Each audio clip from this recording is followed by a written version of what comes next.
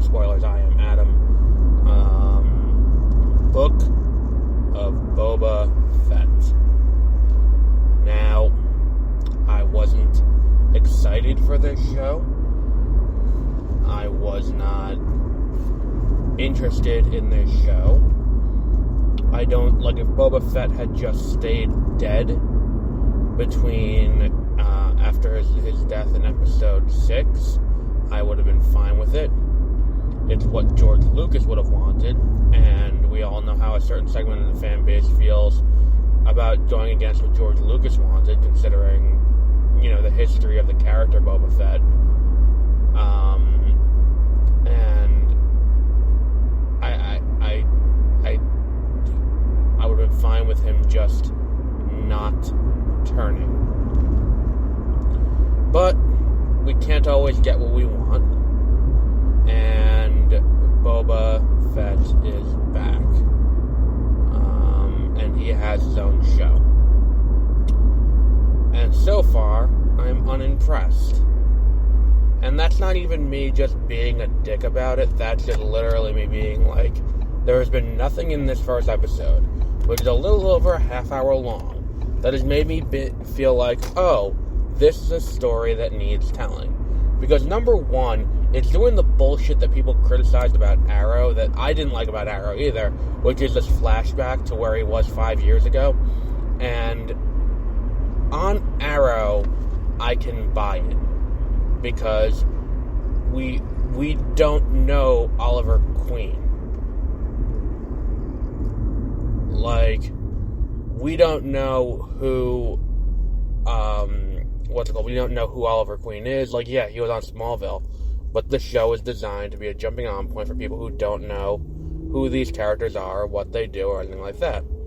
So, when we introduce Oliver, we have to tell this story of how did he go from being this, playboy billionaire who has millions of dollars at his disposal, and he parties, and he does all of that.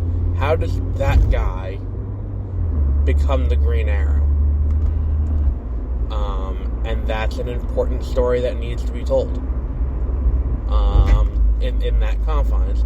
Now, the stuff that happens, the stuff that we actually see happen in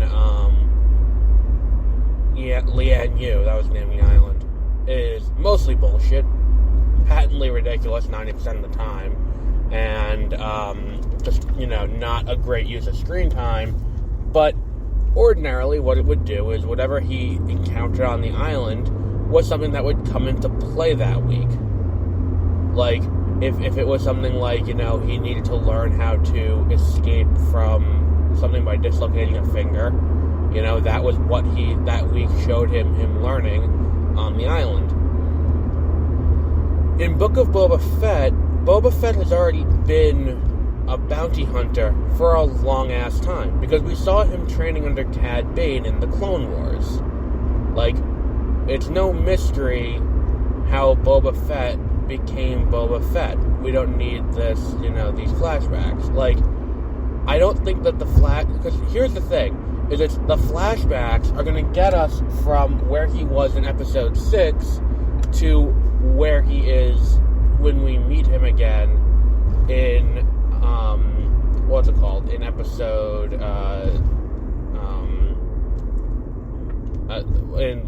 episode 1, I think we see him for the first time of season 2 of the Clone Wars. Yeah. So, I'm assuming eventually Timothy Oliphant's gonna come into this. But that's the least of it. Like, I don't care about Boba Fett escaping from the Sarlacc pit. It's like, this show is literally, like, here's the thing. If you watch there's an episode of Parks and Recreation where where she wants to change a law or something within the Constitution. And this guy doesn't want to change that law. So because he doesn't want to change that law, he gets up and filibuster, and the guy's Patton Oswalt, and the guy starts doing, his thing, and that's how the episode kind of opens. Like, the way he described what it would be is, his script for episode 7 of Star Wars is it's like, and then a gloved Mandalorian hand emerges from the sand, and Boba Fett is it's like, what the fuck? Like, that guy is who you're looking to for inspiration for your fucking TV show? Like, this motherfucker? Like, oh, Jesus fucking Christ. And it's like, you know, I just don't, I feel like it's like, this is what happens when we just let people blindly do things and be like, oh, well, this is cool. It's like, oh, it's cool that Boba Fett has Wookiee, scalps on his belt. Well, here's something better. Here's an entire Wookiee pelt as a gift. Like, what the fuck?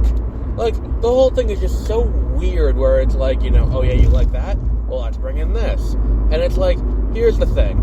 We are a half hour through this, really 15 minutes through it, because 15 minutes was Boba Fett in the present, getting presents from people, and then going to visit Jennifer Beals as a Twi'lek. And then the other 15 minutes was him fucking around in the desert as a slave. And it's like, the thing is, it's kind of like Thrawn in a way, where I had an issue with Thrawn because in the first Thrawn book, he kind of walks in backwards and says he's leaving, to an extent, not really, but like, you know, he gets picked up on that planet, brought onto the ship as a prisoner, talks his way into the captain's quarters, then talks his way into the nicest room, talks his way to Coruscant, talks his way into the Emperor's palace, and then talks his way from the Emperor into the fucking Imperial Academy on a fast track to Imperial rule.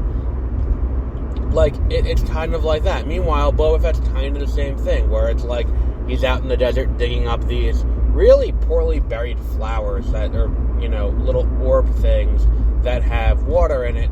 So he's doing that, and he's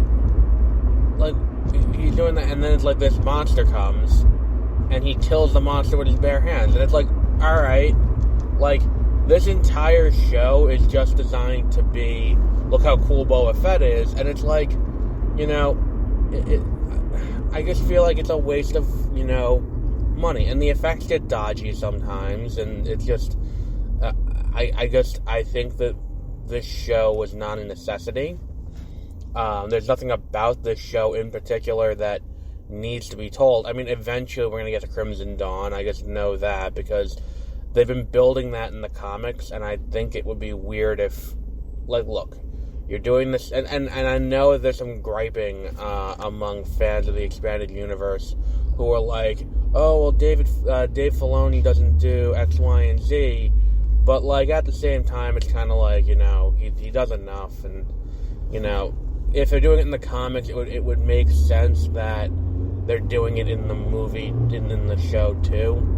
It would be weird if not, and it would also be weird if, you know, Han didn't show up. That's just my personal opinion, because, like, look, all of this, and he doesn't want to try and get revenge on Han Solo. I don't know, the whole thing feels kind of weird to me. Like, unlike the Mandalorian episode 1, and the thing is, too, it's like, this episode doesn't end on a note where it's like you have to keep watching. And that's something I'm kind of noticing about all of the shows that I've watched this year on Disney+, where, like, The Mandalorian opens with 2 episodes when it first released, and those first 2 episodes were, you know, him taking the guy back to, I forgot the name of the port where Grief Karga is, bringing him back there, and then getting the thing to go and find what will eventually be Baby Yoda. And then the next episode is him going to get Baby Yoda. So he gets Baby Yoda, and that's how the episode ends. It's like, okay, well, what happens here? And then we go from there. Book of Boba Fett doesn't really end on that note. There's nothing there to care about enough in regard to who these people are who are trying to kill him. Especially considering it's like, we can kind of figure it's a rival crime organization, considering he's just kind of taking control of Jabba's operations. And it's like, alright, cool. But, like, that's the thing, is he takes control. Like, the story I want to see from Boba Fett is what happened to him that he's like, I'm not going to be a bounty hunter anymore.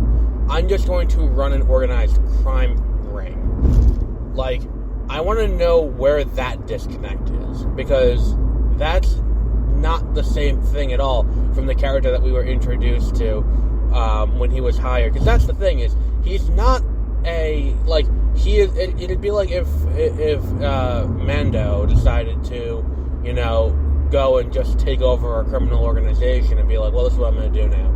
It's like, that's not what Boba Fett was known to do. Like, he knew there was a power vacuum from Jabba, and he's like, I can take that and it can be profitable, but I want to know where the disconnect happens, what was the job bounty hunting that made him not want to be a bounty hunter anymore? Like, that's what I want to know. And I don't think 5 years in the desert, with the fucking Fremen is gonna make him want to, like, not do that anymore.